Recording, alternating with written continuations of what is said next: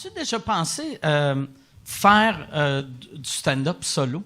Non. Moi, je suis pas un monologuiste comme vous autres. J'ai toujours aimé écrire des dialogues. J'en ai fait quelques monologues avec Paul et Paul, mais c'était des personnages. Moi, je suis pas quelqu'un qui est capable de parler comme vous autres. Je suis pas capable de faire ça. Je suis trop gêné. Je sais pas, j'ai rien à dire tout seul. J'aime ça faire parler du monde. Mon propos, c'est de faire parler du monde.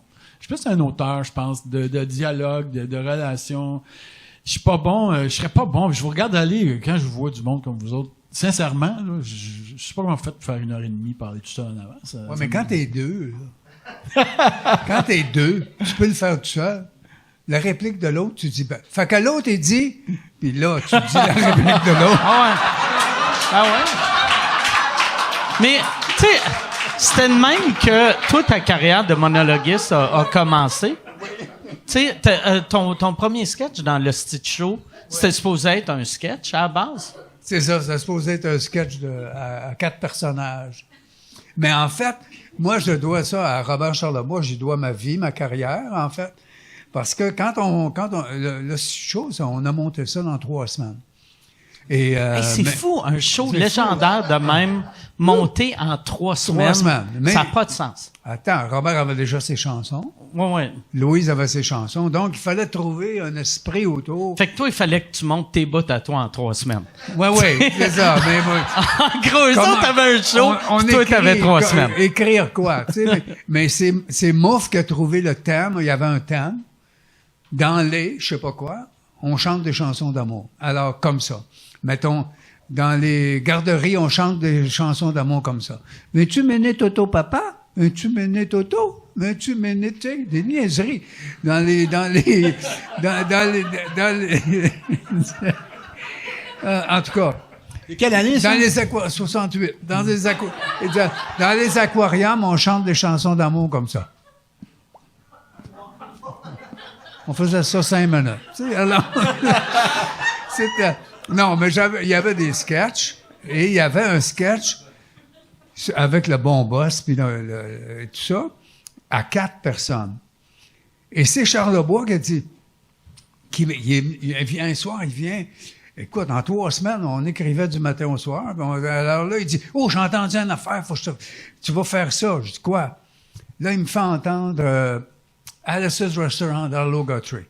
Arlo Guthrie, c'est sa guitare, qui chante. Alice's Restaurant, et là, il parle, puis il raconte. Fait que là, Robert, il dit, moi, je vais faire le dang-dang, et toi, tu comptes l'histoire. Au lieu de le jouer, compte-le au monde. Ben oui, compte-le au monde.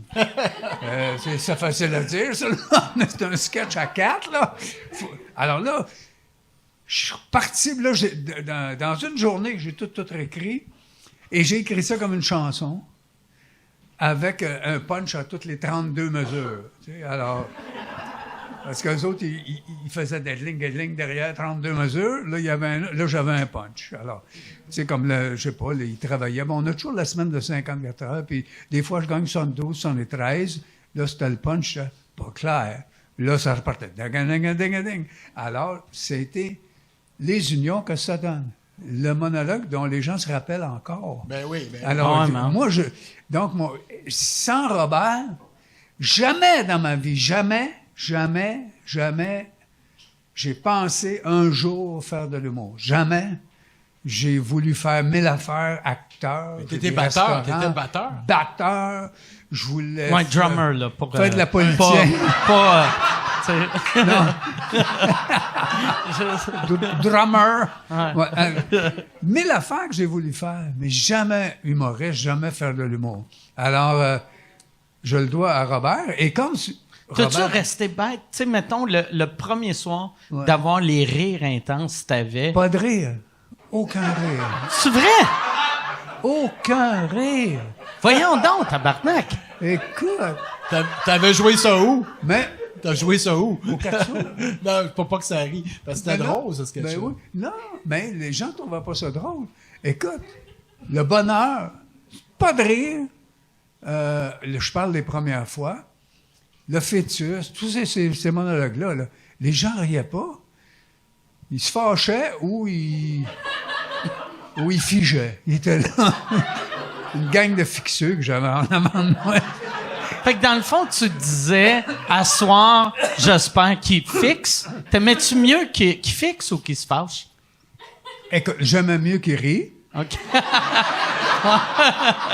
Alors, quand ça arrivait, j'étais bien content. Mais ça n'a pas pris de temps. Ça n'a pas pris de temps. Ça n'a pas pris trop Ça a de pris temps. 15 minutes. Non, ça a pris des semaines, des mois. Faut lui jouer souvent. Puis, il faut que quelqu'un, tout à coup, te trouve drôle et le dise aux autres que t'es drôle. Ça, c'est vrai. Là, ils s'en viennent, ils viennent sachant que t'es drôle.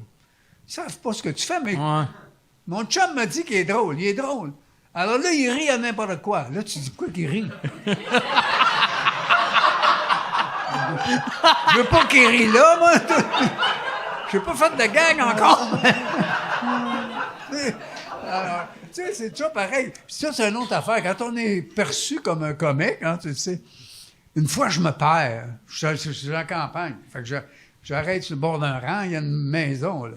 Je vais frapper à la porte, le gars ouvre la porte. Oh, ben là, il se met à rire. Il appelle sa femme. Ben, j'ai dit, excusez, je suis perdu, là. Ah! Il est perdu! Ah! Viens voir comment il est drôle! Viens voir! Qu'est-ce que j'ai fait? J'ai rien dit. Je suis perdu, c'est tout. Alors, elle riait, elle aussi. J'ai dit, baptême, je ne retrouverai jamais mon chemin, moi, là. Ah, alors, il y a ça, la perception que t'es drôle.